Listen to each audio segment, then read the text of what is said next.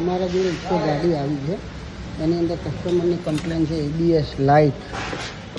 તમે ચેક કરી ગાડી ચાલુ કરીને ABS લાઇટ આવે જ છે. પછી અંદર સ્કેનર લગાવીને ચેક કરી.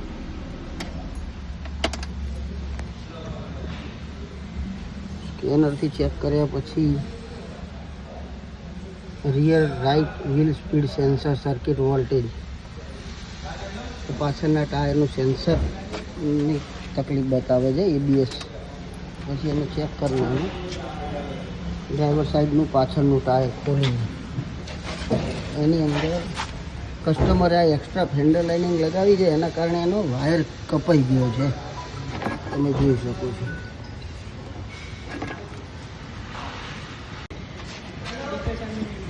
વાયરનો જોઈન્ટ કરી દીધો છે.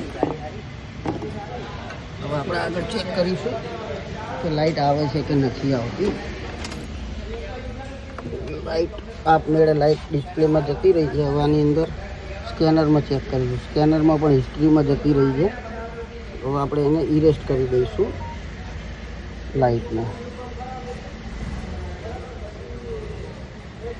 લાઇટ પણ ક્લિયર થઈ ગઈ છે. હવે ગાડી ચાલુ કરી એનું ચેક કરીશું. ઓકે, કમ્પ્લીટ થઈ ગયું છે કામ. હવે આપણે એનો ટ્રાયલ મારીશું.